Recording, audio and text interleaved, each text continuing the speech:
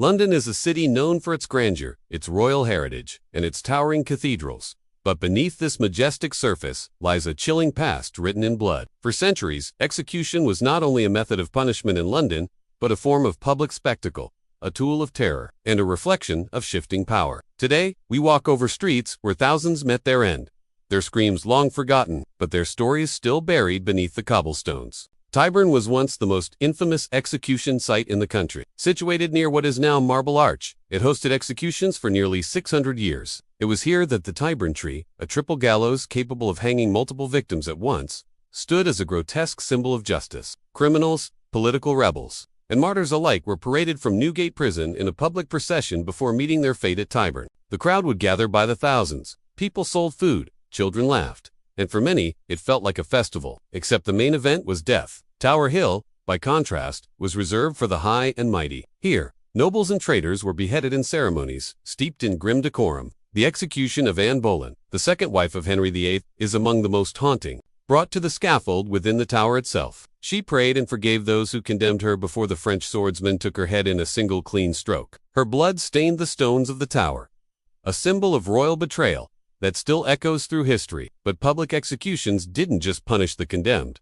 They shaped society itself. For ordinary people, these deaths were more than warnings. They were rituals, a strange combination of fear, fascination, and moral lesson. Children were brought to see hangings to learn what happens to thieves. Preachers used executions to speak about sin and salvation.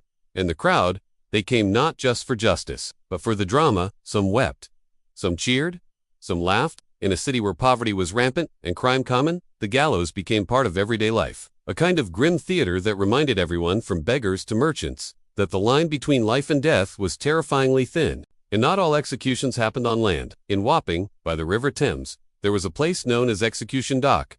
Here for over 400 years, the British Admiralty executed pirates, smugglers, and the condemned were marched from Marshalsea Prison, often in chains, with a silver or carried before them, symbolizing the power of the sea court. Once at the dock, they were hanged. But with a cruel twist, the rope was short, so the death was slow. The body would dangle over the river, and the tide would wash over it 3 times before it was taken down. Some pirates were even tarred and caged, left to rot in plain sight as a warning to all who dared defy the law at sea. The crowds came by boat to watch. And just like Tyburn or Tower Hill, Execution Dock became a symbol, not just of justice, but of the terrifying reach of the empire, from land to sea. Newgate Prison, one of the most infamous in London, was not only a site for incarceration, but also a place of gruesome public situated near what is now Old Bailey. Newgate saw the execution of some of the most notorious criminals of the 17th and 18th centuries. Thousands would gather to watch the condemned men and women march to their death, often after spending months or years in the prison's dark, cramped cells.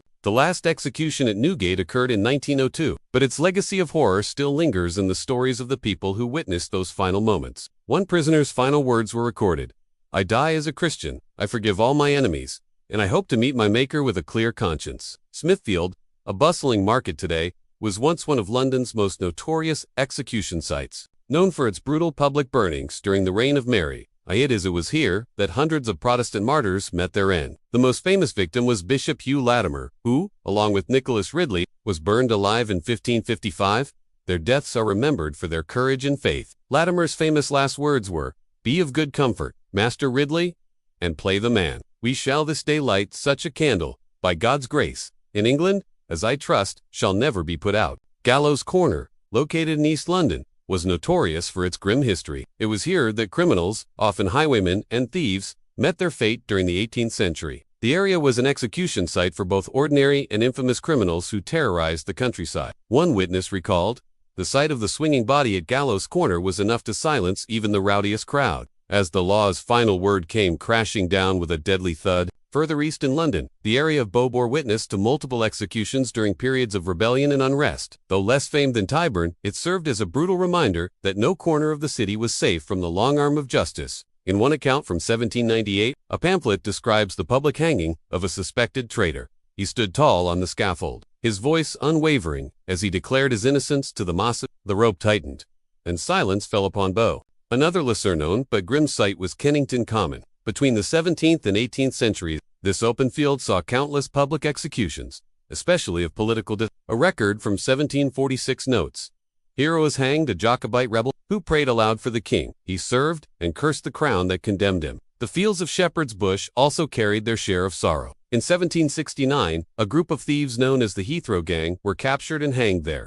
Local legend has it that their ghosts roam the outskirts of modern-day Westfield Mall, reminding shoppers of the area's darker past. In Southwark, not far from London Bridge, the Crossbones Graveyard became a final resting place for many who were executed without trial, including so-called Winchester geese, women who moral laws rather than legal courts condemned. It was said that the bones there speak not of guilt, but of forgotten sorrow. Even Westminster, known more for parliament than punishment, saw executions in its early history. The abbey itself once oversaw the trial and burning of heretics during the Tudor era. A 1583 document records.